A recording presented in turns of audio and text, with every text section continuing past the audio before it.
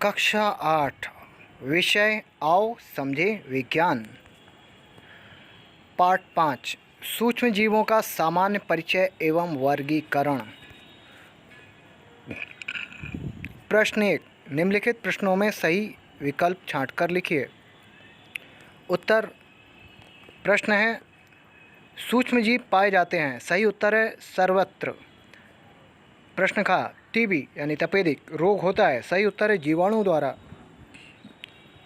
प्रश्न चना मटर की जड़ों की गांठों में पाया जाने वाला जीवाणु है, सही उत्तर है आ राइजोबियम। प्रश्न घा कुकुर मुक्ता है, सही उत्तर है आ कवक। प्रश्न वा पेचिस रोग होता है, सही उत्तर सा एंट अमीबा द्वारा। प्रश्न 2, रिक्त स्थानों की पूर्ति करो। यहाँ पर रिक्त स्थान जो कि बोल्ड हो गए हैं, मोटे अक्षरों में लिखे हैं, वो वहाँ पर रिक्त स्थान है और उसको भर दिया गया है। तो मैं यहाँ पर पूरा वाक्य बोलूँगा और आप इस तरह से समझ सकते हैं, जो कि बोल्ड में लिखा हुआ है उभरे अक्षरों में, मोटे अक्षरों में, वही रिक्त स्थानों में भरना है।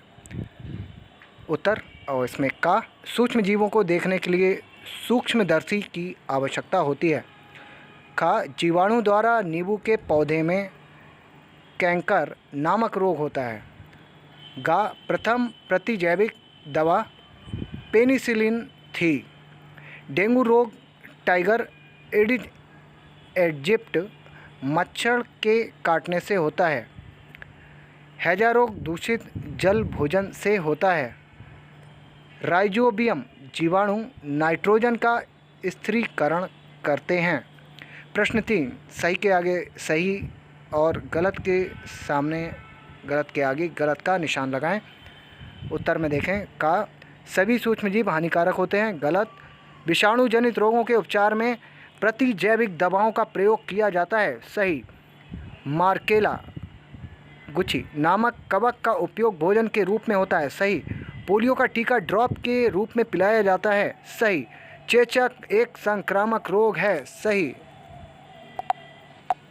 प्रश्न 4, स्तंभ का को स्तंभ खा से सुमेलित कीजिए।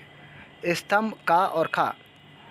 का में मलेरिया प्रोटोजोआ, एड्स विषाणु, टाइफाइड जीवाणु, दाद कवक।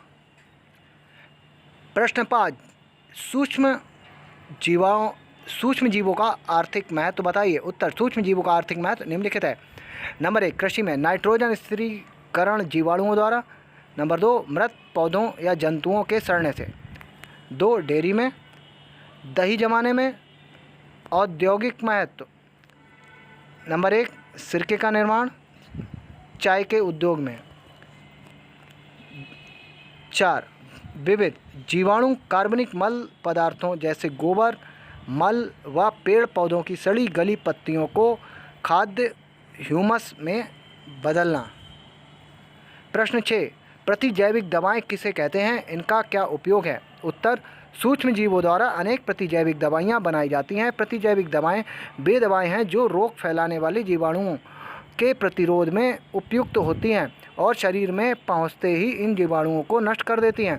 उपयोग प्रतिजैविक दवाओं का उपयोग सूक्ष्म जीवों द्वारा होने वाले अनेक रोग जैसे टीबी, हैजा, टाइफाइड, निमोनिया आदि के उपचार में किया जाता है।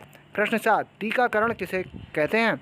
उत्तर किसी बीमारी के विरुद्ध प्रतिरोधात्मक क्षमता विकसित करने के लिए जो दवा खिलाई पिलाई या किसी अन्य रूप में दी जाती है उसे टीकाकरण कहते हैं। प्रश्न 8, सूक्ष्म जीवों से होने वाली बीमारियों तथा उनसे बचाव के तरीके बताइए। उत्तर सूक्ष्म जीवों से होने वाली बीमारियों तथा उनसे बचाव के तरीके। जंतुओं की भांति पौधों में भी सूक्ष्म जीवों द्वारा अनेक रोग हो जाते हैं, जैसे गेहूं की गेरुई, ये होती है कवक द्वारा। गेहूं का कंडुआ रोग कवक द्वारा। नींबू का कैंकर जीवाणुओं द्वारा। उनसे बचाव के तरीके। मलेरिया, डेंगू, चिकनगुनिया, जापानी मस्तिष्क ज्वर, जेई, जापानी इंसेफ्लाइटिस एवं एक्यूर इंसेफ्लाइटिस सिंड्रोम AES बीमारी से बचने हेतु मच्छर रोधी दवाओं का प्रयोग करें एवं गड्ढों खेतों में नीम की खली का प्रयोग करें। नंबर 2, शरीर को अधिक ढक कर रखें। 3, घर के आसपास गंदा पानी ना इकट्ठा होने दें। 4, शुद्ध जल का प्रयोग करके तथा रोगवाहक मक्खी मच्छर से बचाव और स्वच्छता की आदतों को अपना करके हम हैजा, आमातिसार, पेचिश, पीलिया आदि रोगों से ग्रसित होने से बच सकते हैं। व्यक्तिगत स्वच्छता जैसे स्नान, शरीर की सफाई, हाथ को साबुन से धोना, खांसी आने पर लोगों का मुंह पर रुमाल रखना आदि। समाप्त।